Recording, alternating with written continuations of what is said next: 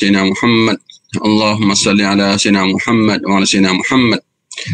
السلام عليكم ورحمة الله وبركاته. بسم الله والحمد لله والصلاة والسلام على سيدنا رسول الله صلى الله عليه وعلى آله ومن تبعه ونصاره وولاه وبعد. رب اشرح لنا صدورنا ويسر لنا أمورنا واحلل عقدة من ألسنتنا يفقه أقوالنا. اللهم علمنا ما ينفعنا وزدنا علما. اللهم لا سهل إلا ما جعلته سهلا وأنت تجعل الحزن إذا شئت سهلا.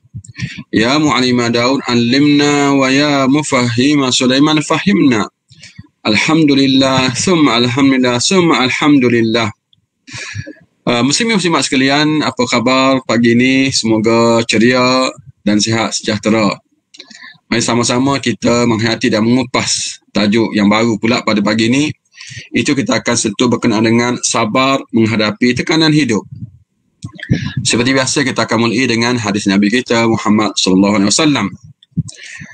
Wa an Anas radhiyallahu anhu qala Rasulullah sallallahu alaihi wasallam la yatamannayanna ahadukum al-mauta li dhurrin asabah fa in kana la budda fa'ilan falyakul Allahumma ahyini ma kanat al-hayatu khairan li wa tawaffani fa idza kanat al-wafatu khairan li. Daripada Anas radhiyallahu anhu katanya, sabda Rasulullah sallallahu alaihi wasallam, janganlah seorang daripada kamu bercita-cita mengharapkan mati kerana sesuatu mudarat yang menimpa dirinya. Maka jika pasti melakukan demikian, maka hendaklah dia berdoa, ya Allah, ya Tuhanku, hidupkanlah aku selagi hidup ini lebih baik kepadaku dan matikanlah aku sekiranya mati itu lebih baik kepadaku. Hadis riwayat Bukhari dan Muslim.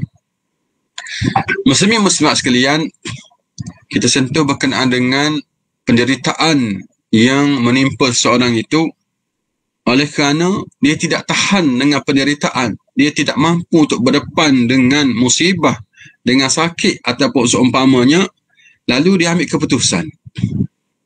Apa keputusan dia? Keputusannya dia nak mati. Kalau macam ni, baik matilah. Tak mampu nak tanggung, tak sanggup nak tanggung penderitaan, tak mampu dah nak hadapi sakit yang berat ini, matilah.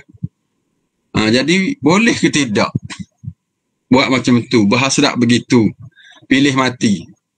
Sama ada mati sendiri ataupun mati dibunuh diri ke? Itu masalah besar pula lepas ni. Sekarang ni berhasrat untuk mati tu boleh ke tidak? Jadi dalam hadis ini Nabi ajak tak boleh buat begitu. Mana satu larangan, la yatamannayanna ahadukum, jangan kamu bercita-cita untuk, tak boleh kita bercita untuk mati. Walaupun mati itu satu kemestian, biar dia datang sendiri, jangan kita ni nak mati. Dan Nabi sebut lagi, kalau tak boleh juga, nak juga, tak pasal kena buat begitu. Kata macam ni, itu paling last sekali lah. Kata macam mana? Allahumma ahyini, ya Allah, ya Tuhanku, hidupkanlah aku. Maka kanatil hayatu khairan li, andai kata hidup itu baik untukku, wa tawaffani, dan matikanlah aku, iza kanatil wafatu khairan li, sekiranya kematian itu baik untukku. Ini saja yang boleh. Mana minta nyawa, macam dalam cerita apa tu? Cerita Firamli itulah. 3 Abdul ke apa? Minta nyawa. Masalah menimpa. Itu masalah harta je. Tak boleh minta nyawa. Yang bolehnya, doa. Ya Allah, ya Tuhanku, hidupkanlah aku, panjanglah usiaku, sekiranya kehidupanku ini baik untukku. Dan kau matikanlah aku, sekiranya mati itu baik untukku. Setakat tu saja yang bolehnya. Baik. Itu makna hadisnya. Kita pergi lagi. Hari ini menunjukkan apabila seorang itu ditimpa sakit dan musibah, janganlah sekali-kali meminta supaya dimatikan oleh Allah Subhanahu Wa Taala. Perbuatan sebegini adalah salah dan menandakan mereka tidak sabar dalam menghadapi ujian. Salah satu, lepas tu memang tak sabar. Bila tak sabar ni keluar daripada pendirian yang mahmud. Kan kita ada 2 pendirian di sini. Bila berdepan dengan masalah, ada 2 pendirian. Satu pendirian yang tercela, Yang kedua, pendirian yang terpuji. Kita nak yang terpuji. Yang terpuji itu ada tiga level yang terpuji tu. Sekarang ni kalau dia mengatakan begitu, confirm. Dia tidak sabar. Bukan jenis orang yang sabar. Kan sabar itu paling low class sekali dalam penerimaan kita ataupun situasi kita yang terpuji. Apatah lagi kita lebih tinggi daripada itu, kan lebih lagi. Dan menandakan dia ini tak boleh terima ujian-ujian yang Allah kenakan kepada dia. Bahkan boleh menjadi sebab pula dia ni akan dimarahi, dimurkai oleh Allah. Sekiranya dia marah Allah pula. Kenapa Allah uji dia dengan ujian yang berat, beri kepada dia dengan perkara yang seberat ini? Orang lain tak kena pun, kenapa dia kena? Baik-baik mati. Ini cara yang salah. Memang dia tidak termasuk dalam kumpulan orang-orang yang terpuji dari segi pendiriannya ketika menghadapi musibah, ketika menghadapi masalah. Umat Islam istilah bersabar dalam menghadapi ujian sakit, susah dan seumpamanya. Umat Islam perlu menyedari bahawa kesabaran menghadapi ujian ini akan mendatangkan pahala. Ini kita dah sentuh panjang lebar dah sebelum ini. Kita mesti bersabar. Mana limitnya? Memang sabar tak ada limit. Sampai bila-bila kita kena bersabar. Itulah dia. Sehingga kita mati. Asyik sabar ni bila nak habis sabar. Memang sabar. Sebab tu, pahalanya besar bagi orang yang bersabar. Inna Allaha ma'as-sabiri. Allah bersama dengan orang-orang yang sabar. Dan sabarlah senjata yang terakhir untuk kita berdepan dengan makhluk Allah yang kuat. Itu penderitaan ni, itu masalah. Jangan pula kita pertikaikan. Asyik sabar je bila nak habis. Memang sabar tak habis sampai kita mati. Akhirat baru kita akan tahu faedah kita bersabar tu, betapa besarnya fadilat kita bersabar itu. Apa-apa kelebihan kita akan dapat ketika itu. Jadi bersabarlah, tak ada limit. Sehingga kita tak ada atas muka bumi ini. Baik. Sekiranya mereka terpaksa meminta supaya dimatikan, maka ada situasi tertentu yang membolehkannya. Contohnya fitnah dalam perkara agama kerana terlalu banyak kemungkaran dan maksiat serta kesesatan sehingga manusia bimbang diri mereka akan menjadi sesat. Ini kerana mereka bimbang ia tidak mampu mengawal nafsu diri sendiri. Contohnya mereka tidak tahu dan tidak mampu untuk menghadapi perkara agama yang sangat bercelaru. Jadi sekiranya mereka diberi umur yang panjang, mereka berkemungkinan menjadi sesat sebagaimana sesatnya golongan lain. Oleh kerana ingin menjaga agama supaya tidak terpengaruh dengan kesesatan, maka pada waktu itu perbuatan memohon kematian adalah dibolehkan. Jadi satu situasi, seandainya nak minta juga, bila boleh mintanya? Minta pun dengan cara tadilah. Bila situasi yang cukup berat fitnahnya, cukup besar fitnahnya, dah tak ada dah kebaikan atas muka bumi ini. Kalau hidup pun tak guna dah. Memang akan bercampur dengan kumpulan-kumpulan yang boleh mencelakakan dia dunia dan akhirat. Ketika itu tak apalah, minta lah. Tapi kita tidak tahu. Adakah hidup ni masih baik untuk kita ke mati lebih baik untuk kita? Sebab tu kita kata macam tu. Ya Allah, hidupkanlah aku sekiranya hidup tu baik untukku. Dan matikanlah aku sekiranya mati tu baik untukku. Tak mampu nak berdepan dengan dunia hari ini. Dengan situasi sekarang ni. Tapi tak bolehlah minta mati terus begitu. Jadi kita kaitkan kehendak kita tu dengan maklumat ataupun kehendak Allah Subhanahu Wa Taala. Dia lebih tahu tentang apa yang akan berlaku kepada kita. Jadi kita minta kepada dia. Sekiranya beri umur yang panjang, berdoalah dengan doa yang diajarkan oleh Nabi Muhammad SAW. Allahumma ahyini ma kanatil hayatu khairan li wa tawaffani idza kanatil wafatu khairan li. Ya Allah, ya Tuhanku. Jika hidup itu lebih baik, biarkanlah aku hidup. Jika mati itu lebih baik, biarlah aku mati. Itu cara doa kitanya. Kita orang Islam macam itulah.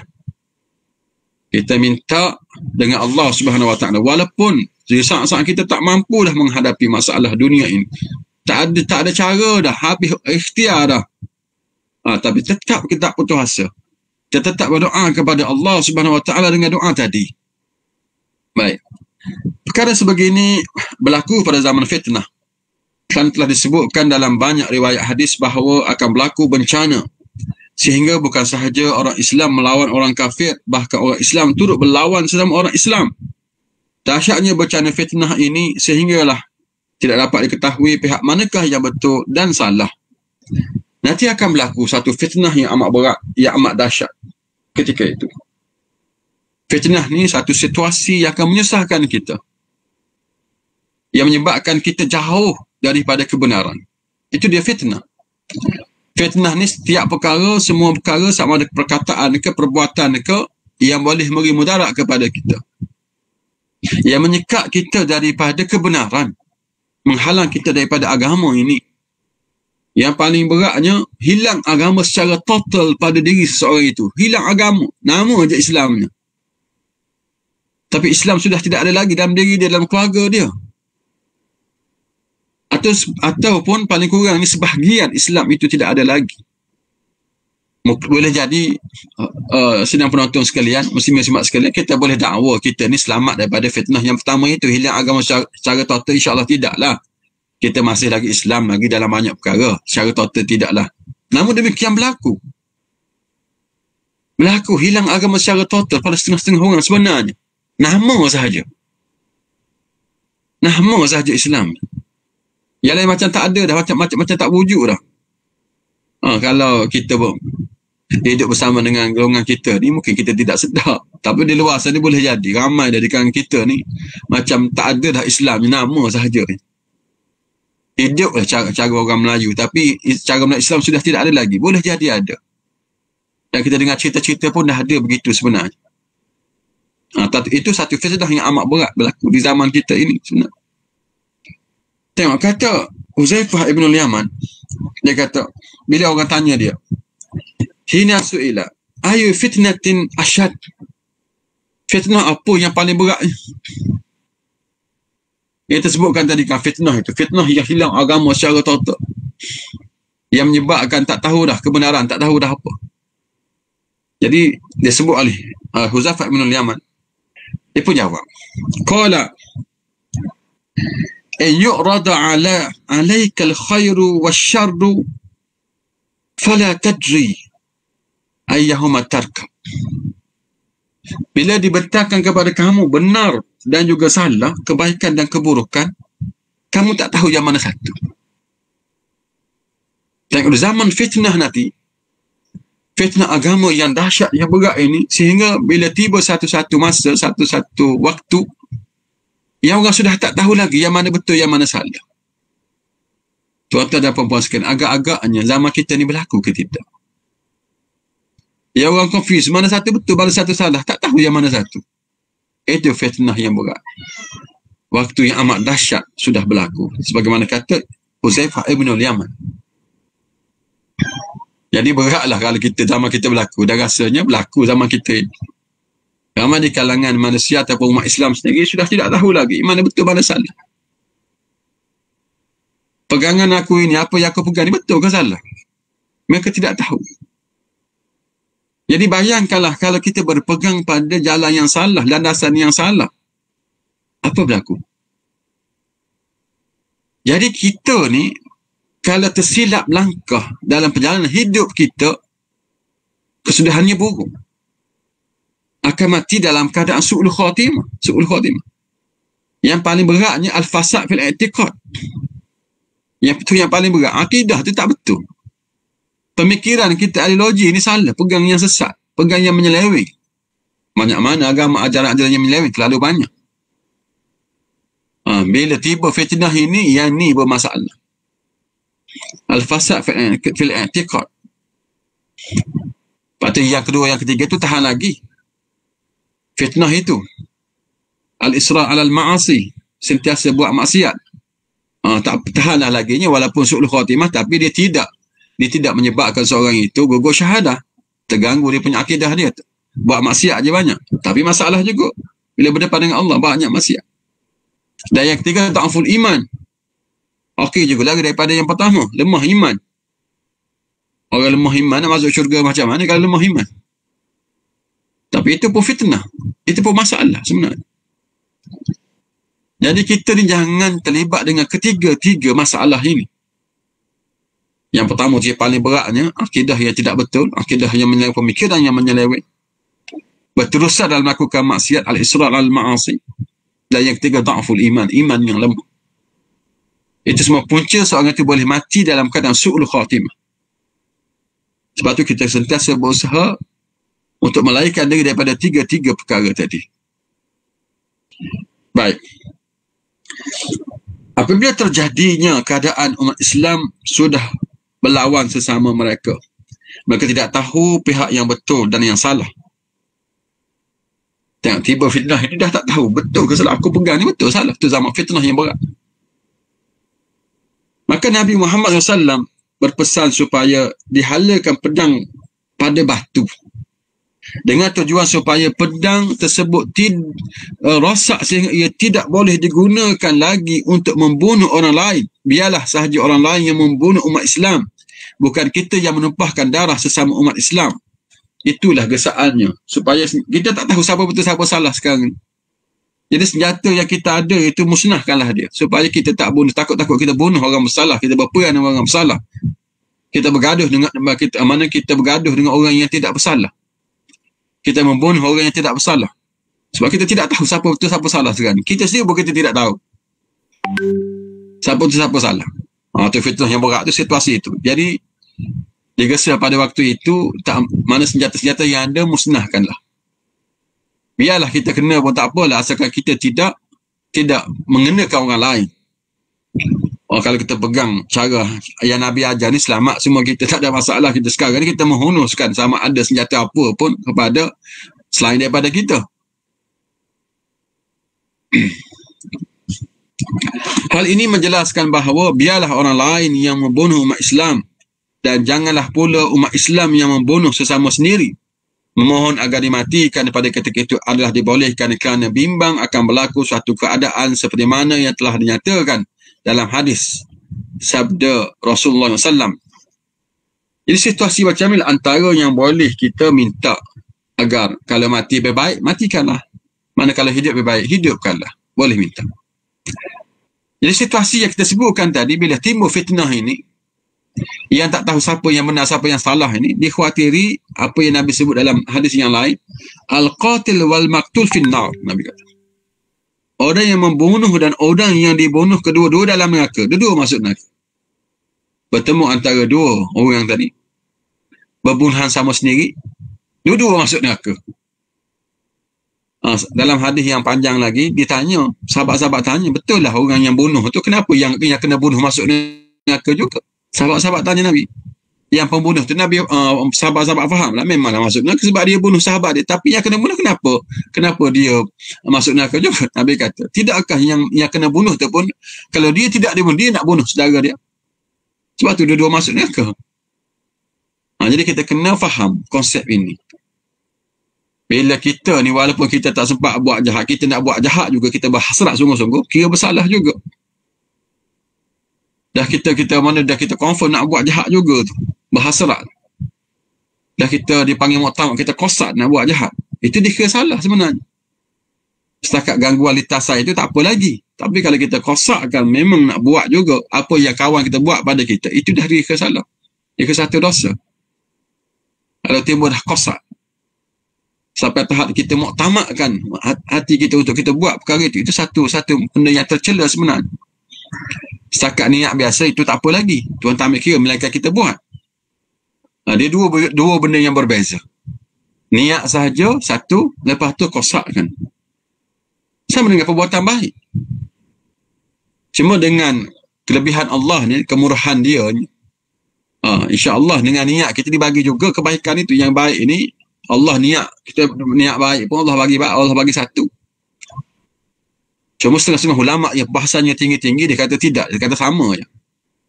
Mereka orang yang kosak sahaja, Allah akan bagi pahala. Orang niat biasa, tak bagi pahala. Mungkin setengah kebanyakan kita tidak faham apa yang saya sebutkan ini. Saya terang sekali lagi. Dua benda yang berbeza, agak berbeza sikit, walaupun dari segi praktikal kita hampir sama je. Niat dengan kosak. Tapi ada perbezaan sebenarnya. Contoh pagi ni. Pagi ni niat kita nak apa? Kita nak makan, ada yang niat nak puasa, ada yang niat nak pergi pasar, ada niat nak baca Quran, ada niat nak asah pisau untuk persiapan korban, ada niat nak baca maksurat, ada niat nak sembahyang duha. Perasan tak kita, niat-niat kita yang bentuk keduniaan yang asyik jadi. Yang keduniaan nak pergi pasar jadi, nak pergi kedai runcit jadi, nak asah pisau jadi.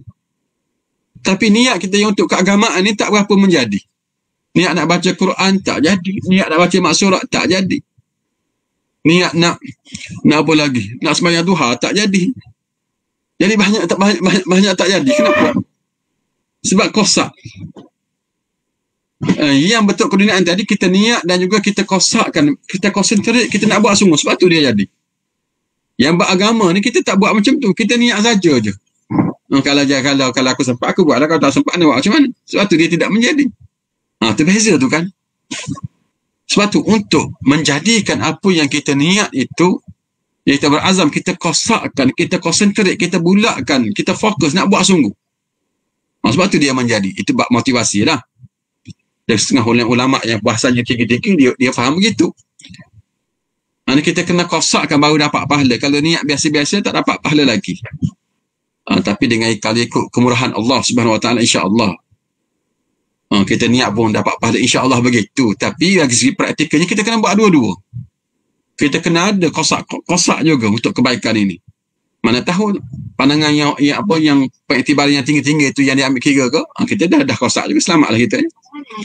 Sebab setakat kalau nak niat biasa kan, orang boleh niat tahun ni nak pergi umrah 10 kali. Dah 10 kali pahala umrah lah. Adakah kita betul-betul boleh pergi 10 kali? Sebab tu ulama tadi dia kata kita kosakkan, kita konsentrate nak buat sungguh, barulah dia akan dapat pahala. Baik. Perkara ini akan mendatangkan fitnah dan bencana. Ia sudah hampir berlaku hari ini. Sudah ada bibit-bibitnya berlaku di negara-negara Arab. Alhamdulillah Malaysia masih belum ada lagi tanda-tanda tersebut. Antara tandanya ialah wujudnya pertemuan sesama sendiri, iaitu satu pihak mengaku bahawa mereka membawa Islam dan satu pihak lagi juga turut mengatakan bahawa mereka turut memperjuangkan Islam.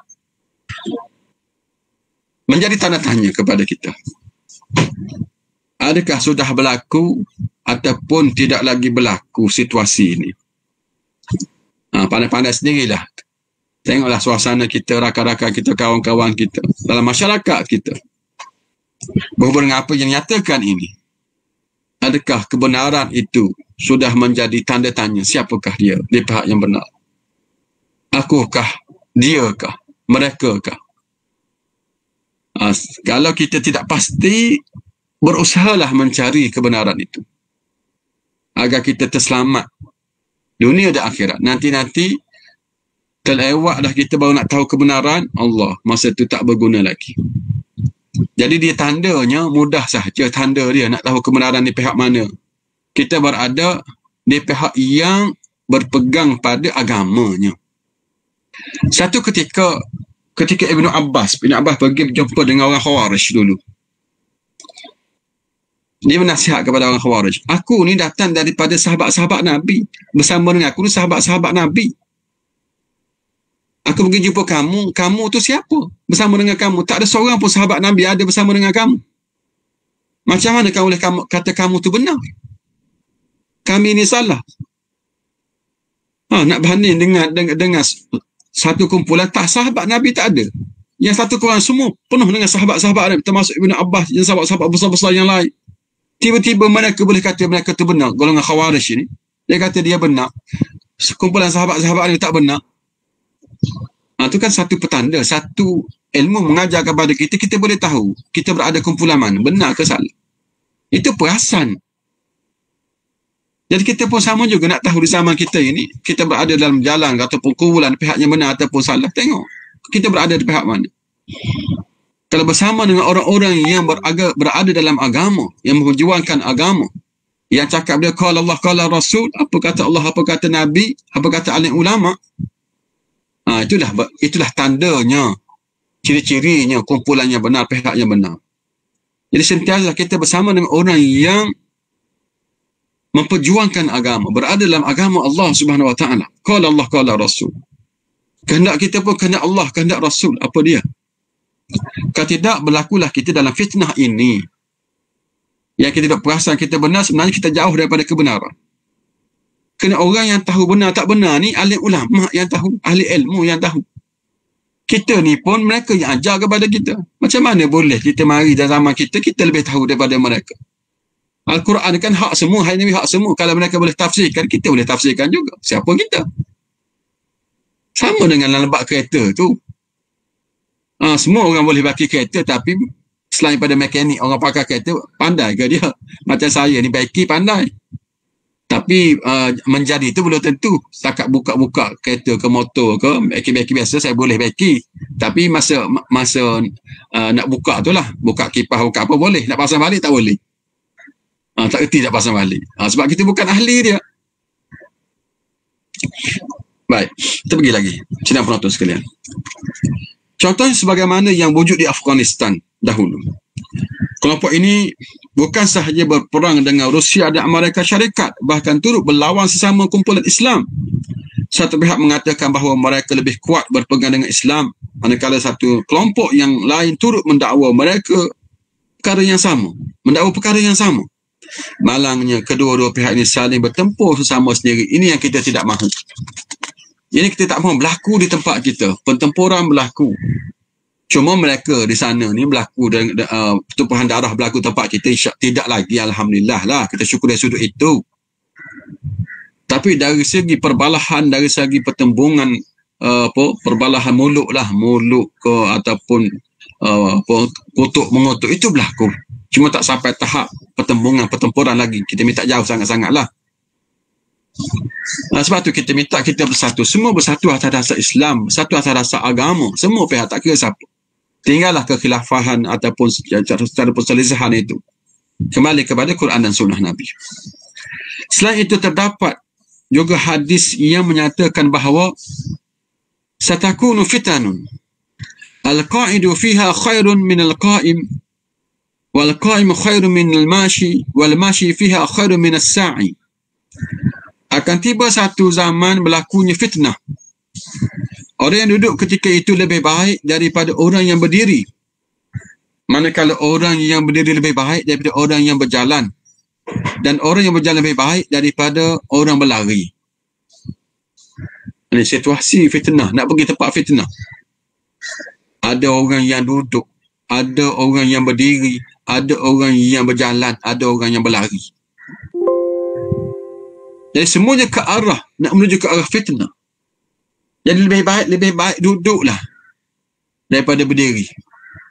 Lebih baik berdirilah daripada berjalan. Lebih baik berjalan daripada berlari. Berlari itu cepat sampai. Nabi nak gambarkan betapa manusia nanti akan menuju ke arah fitnah. Kalau boleh jangan bergerak. Berdiri itu, duduk itu, tak bergerak tu okey. Tapi dah bila berjalan, sampailah. Bila berlari cepat sampai.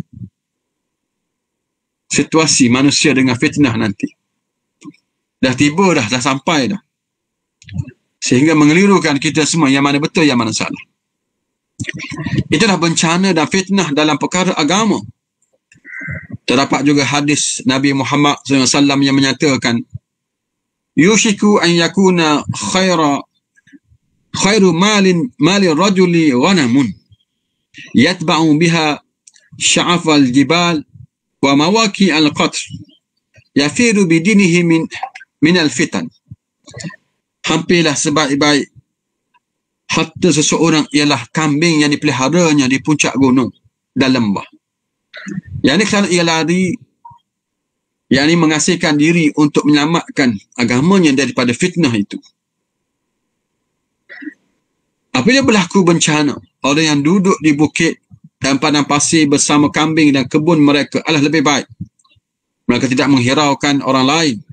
Mereka ini beruzlah atau mengasihkan diri pada saat sudah tiada lagi orang yang mengajak agama dan sudah tiada jemaah Islam atau kumpulan yang memperjuangkan Islam.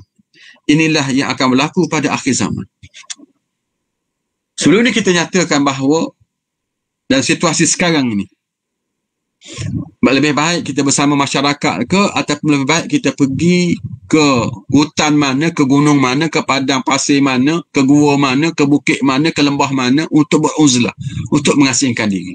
Jawapannya, berada di sini lebih baik daripada itu. Kenapanya? Kenapanya? Sebab banyak perkara. Hidup kita kan kita nak pahala, kita nak keredaan Allah. Bila kita beruzlah, bila kita menghasilkan diri itu, pahala yang kita buat tak banyak. Sebagaimana kalau kita berada di sini bersama dengan masyarakat. Kita tak boleh sembahyang berjemaah. Kita tak ada tegur menegur. Kita tak akan ditimpa ujian, tak timpa masalah. Tidakkah semua itu mendatangkan pahala kepada kita sembahyang berjemaah dengan sembahyang seorang diri? Mana banyak pahala. Kita berdakwah, kita tegur orang tegur kita. Banyak pahala kita dapat, kita tegur orang. Tolong menolong berlaku. Banyak pahala kita gotong royong. Bantu-bantu, pesan memesan antara satu sama lain. Kalau kita seorang diri semua dapat pahala, kita buat satu. Sendiri je. Kita tak ada masalah di situ. Dah ada masalah itu kan kita dapat pahala. Jadi hidup bermasyarakat dan bermasalah lebih baik daripada kita hidup bersendirian tanpa masalah.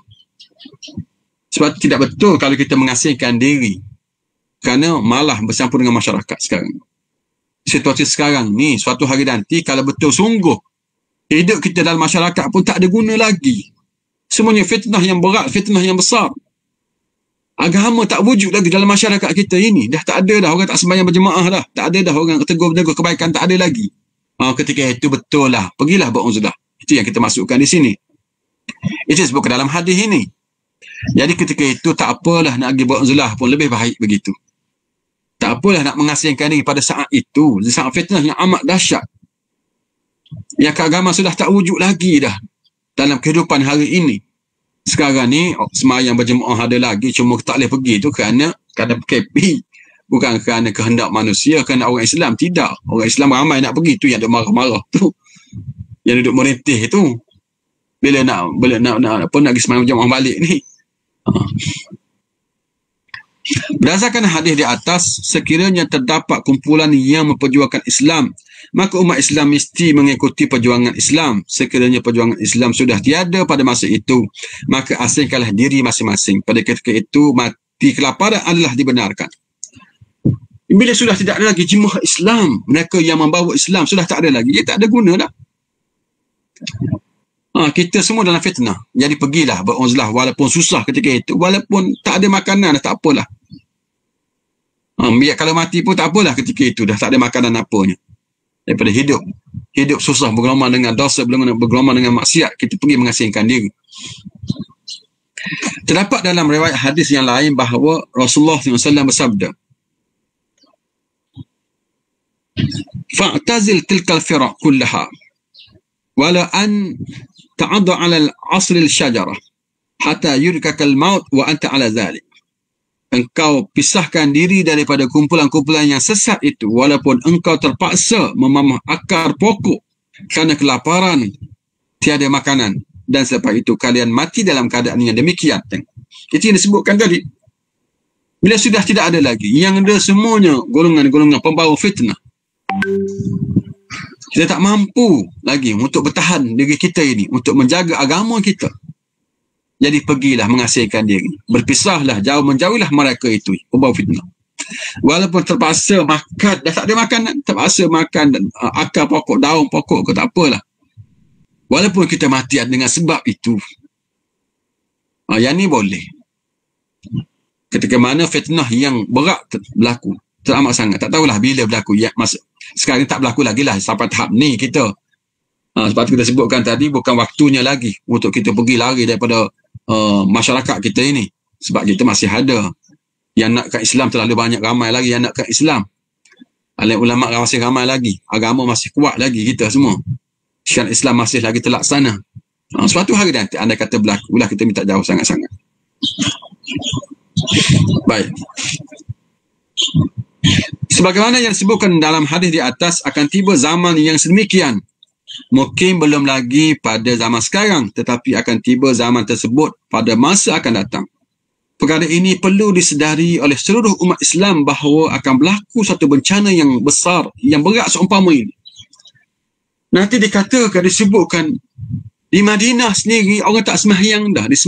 Dalam masjid Madinah tu, masjid Nabi tu orang tak sembahyang. Yang adanya anjing, yang adanya. Bayangkanlah kalau Madinah itu orang tak sembahyang lagi, Malaysia ni jadi apa? Tempat kita ni jadi apa? Tempat bertuah ni. Madinah ni orang tak sembahyang dah, orang pakat lari daripada Madinah. Orang tak duduk dah kat sini, orang tak suka dah pergi. Kalau kita ni jadi apa tempat kita kalau macam tu? Suasana kita. Suatu hari nanti. Ya adanya anjing, ada binatang liar berkeliaran dalam masjid Nabi. Allah musta'an ketika itu. Jadi bayangkanlah kalau Madinah jadi begitu, Malaysia ni jadi apa? Tak tahulah nak jadi apa. Betapa dahsyatnya fitnah ni suatu ketika nanti. Apabila berlaku keadaan yang sedemikian, barulah boleh berdoa dengan doa yang disebutkan oleh baginda sallallahu alaihi wasallam. Ialah bencana dalam perkara agama. Namun begitu, jika hanya dilanda masalah seperti kesakitan dan ketiadaan wang, umat Islam tidak dibenarkan untuk berdoa supaya dimatikan. Umat Islam perlu bersabar menghadapi ujian tersebut. Ini yang kita bahaskan. Yang kita masalah sekarang ni tak sampai tahap tu lagi. Kenapa ada orang ambil keputusan untuk bunuh diri? Kenapa ada orang yang ambil keputusan untuk jadi gila? Untuk tension yang amat berat? Kenapa sampai tahap itu? Tidakkah kita diajar bahawa mati itu bukan segala-galanya? Mati itu bukan penyelesaian masalah. Tapi kenapa umat Islam ambil keputusan untuk bunuh diri dengan masalah yang menimpa, masalah kewangan, masalah hutang, masalah cinta, masalah apalah lagi? Jadi sepatutnya tak sampai tahap itu umat Islam ini. Tidakkah kita dah tahu, kita dah belajar kan daripada basic lagi, daripada awal lagi. Akhirat itu ada. Mati itu bukan segala-galanya, bukan berakhir. Bukan bila mati hilang segala-galanya. Bahkan kalau mati dengan cara yang tidak baik seumpama itu, berat lagi akan ditanggung dalam kubur. Berat lagi akan ditanggung di hari akhirat nanti. Kita kan ada akidah itu. Sebab itu kita pakat pesan sama kita ini, agar mantapkan akidah, mantapkan iman kita. Iman yang akan menyelamatkan kita. Saya pernahlah bertemu dengan orang yang hampir nak bunuh diri. Adalah 2-3 kes saya. Ni kes yang tidak dibeli oleh iblis lah. Ni kes yang selamat. Saya cerita, saya pergi jumpa dia. Dia sakit berat lah. Antara sakit dia ni, masalah dia tak boleh tidur je. Masalah tak boleh tidur, tak tahu kenapa. Penyakit tak boleh tidur. Jadi seronoknya orang yang boleh tidur, dia dah lama tak boleh tidur. Sehingga dia kata, Ustaz, saya ni Ustaz, kalau tidak ada iman dalam hati saya Ustaz, kereta api lalu saya nak pergi kat depan kereta api tu. Saya nak mati je. Tapi kalau ikutkan hati dia, tapi ikut iman tidaklah. Tengok kehendak dia, kalau ikut kehendak dia, dia nak mati tak? Tapi kan ada iman dalam hatinya, takwa dalam hatinya, saya tak buat, saya tak akan buat Ustaz, saya tak akan buat. Cuma saya nak je. Itu kita nak dengar jawapan daripada orang-orang kita ni. Tanpa iman tu mati dah dia. Tapi kerana iman, ketakwaan, akidah yang ada, saya tak akan buat Ustaz. Sekarang Alhamdulillah sekarang dah okey dah dia. Dah okey dah dia. Ada seorang lagi penyakit lain. Kerana cinta. Dia kata apa? Dia kata nak naik je pokok tinggi, nak terjun je. Nak panjat-panjat pokok nak terjun. Kerana putus cinta. Putus cinta je pun. Tapi kerana iman dalam hati, kerana belajar sikit sebanyak beragama ini tahu, tak jadi, tak buat. Dia tak buat. Itu yang kita nak. Kehendak kita sekian-sekian, tapi kehendak Allah dan Rasulnya sekian-sekian. Ikut kehendak Allah dan Rasulnya, kita selamat. Masa sekarang ni kita ikut kehendak kita yang dibelik oleh iblis itu. Dan itu yang dipilihnya. Itu yang jadi ambil tindakan yang bunuh diri. Tindakan yang menyebabkan tak tentu arah jadinya. Itu tak ada kesabaran. Dari sidang penonton sekalian, semua harus ketahui bahawa kelebihan orang yang sabar menentang kemungkaran sehingga mati adalah syahid, yang disebut sebagai azimah. Ia lebih afdal, baik daripada melarikan diri dengan menyelamatkan diri sendiri, yang disebut sebagai rukhsah. Ini istilah syarak kita. Kita ada azimah yang kita kena buat, itu tanggungjawab kita. Ada yang rukhsah, itu kelonggaran yang Islam berikan kepada kita. Islam ni agama yang as-sabat wal murunah dipanggil. Kita tetap ada, fleksibel pun ada. Macam sembahyang kan, sembahyang wajib, fardu wajib. Tapi pelaksanaannya fleksibel. Itu indahnya Islam ini. Fleksibel macam mana? Sabat macam mana? Tengok, wajib dia kat mana pun kita pergi, di mana saja kita berada, mesti sembahyang. Tapi caranya tak sama. Contohnya bila kita bermusafir, kita kan boleh jamak, kita kan boleh qasar. Tengok cara fleksibel dah. Kalau kita sakit, kita boleh semayang duduk, boleh semayang baring, nah, cara flex, tapi tetap semayang juga dalam Islam. Jadi kewajipan itu kita mesti tunaikan. Bila ada term-term tertentu, tempoh-tempoh tertentu yang kelonggaran diberikan, ada terpulang kepada kita. Kita boleh manfaatkan kelonggaran itu yang diberikan oleh syarak untuk kesenangan kita, keselesaan kita. Cuma cara bertindak itu kena ikut syarak, tak boleh ikut cara kepala kita sendiri, jangan. Ikut kesenangan kita dan ikut cara kita, tak boleh. Ikut sebagaimana alim ulama ajar kepada kita sejauh mana yang kita boleh buat. Apa yang kita belajar ini, nak minta mati ini, kelonggaran diberikan kepada kita bila situasi itu yang tak mampu lagi untuk kita bertahan, fitnah yang tak amat besar, tak amat berat sangat, maka bolehlah ketika itu kita doa dengan doa yang Nabi ajar kita sebut pada awal tadi. Baik, hadis ini mengajar kepada kita apabila ditimpa dengan sesuatu ujian, maka bersabarlah. Jangan sekali meminta supaya dimatikan oleh Allah SWT kerana tidak dapat menanggung ujian yang dilalui. Itu tandanya tiada sifat sabar dalam diri. Sesungguhnya sabar ketika menghadapi ujian akan dikurniakan pahala yang sangat besar. Itu telah kita sentuh banyak kali. Namun begitu, sekiranya hidup pada zaman yang sesak dan bercelaru, maka dibolehkan berdoa kepada Allah SWT supaya dibiarkan hidup sehingga itu yang terbaik dan dibiarkan mati sehingga itu yang terbaik. Ini merupakan salah satu cara untuk melindungi diri daripada terjebak ke dalam kesesatan. Umat Islam perlu berwaspada dan peka dengan fitnah akhir zaman yang telah dan akan berlaku. Contohnya fitnah yang sedang melanda di setengah negara Arab hari ini, yang saling berbunuhan antara satu sama lain. Dan yang terakhir sekali, sedang penonton sekalian, pada saat berlakunya keadaan huru-hara dan penuh kecelaruan pada akhir zaman, dan tiada lagi orang yang mengajak agama dan tiada kumpulan Islam, umat Islam digalakkan agar pergi mengasingkan diri dan beruzlah di satu tempat. Hal ini bagi melindungi diri daripada menghadapi fitnah tersebut. Kita diajak untuk mengelakkan diri daripada fitnah. Pergilah sejauh-jauhnya, khususnya di zaman Dajjal nanti. Itu fitnah yang paling berat, fitnah Dajjal lah. Larilah kita, pergilah ke penjuru alam mana, ke bukit mana, supaya kita selamat daripada gangguan daripada fitnah Dajjal.